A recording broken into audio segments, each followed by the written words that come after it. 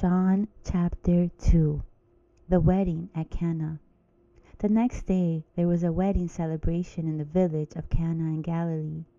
Jesus' mother was there, and Jesus and his disciples were also invited to the celebration. The wine supply ran out during the festivities, so Jesus' mother told him, "They have no more wine." "Dear woman, that's not our problem," Jesus replied. "My time has not yet come." But his mother told the servants, "Do whatever he tells you."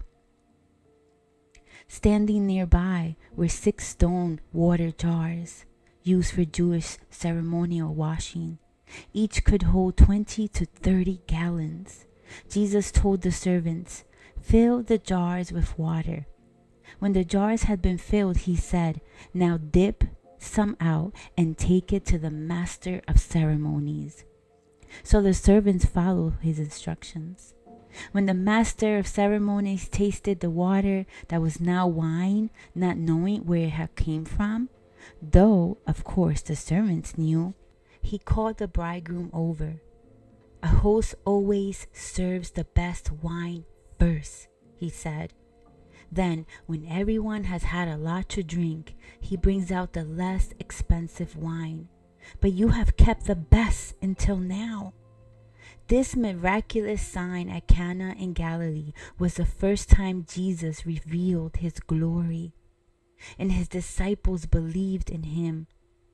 After the wedding, he went to Capernaum for a few days with his mother, his brothers, and his disciples. Jesus clears the temple. It was nearly time for the Jewish Passover celebration, so Jesus went to Jerusalem. In the temple area, he saw merchants selling cattle, sheep, and doves for sacrifices.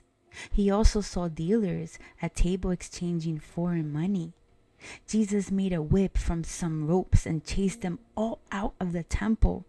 He drove out the sheep and the cattle, scattered the money changers' coins over the floor, and turned over their tables. Then going over to the people who sold doves, he told them, "Get these things out of here. Stop turning my Father's house into a marketplace." Then his disciples remembered this prophecy from the scriptures. "Passion for God's house will consume me." But the Jewish leaders demanded, "What are you doing? If God gave you authority to do this, show us a miraculous sign to prove it." "All right," Jesus replied. "Destroy this temple, and in 3 days I will raise it up." "What?" they exclaimed. "It has taken 46 years to build this temple, and you can rebuild it in 3 days?" But when Jesus said this temple, he meant his own body. After he was raised from the dead, his disciples remembered he had said this, and they believed both scriptures and what Jesus said. Jesus and Nicodemus. Because of this miraculous sign Jesus did in Jerusalem at Passover celebration, many began to trust in him. But Jesus didn't trust them because he knew all about people. No one needed to tell him about human nature, for he knew what was in each person's heart.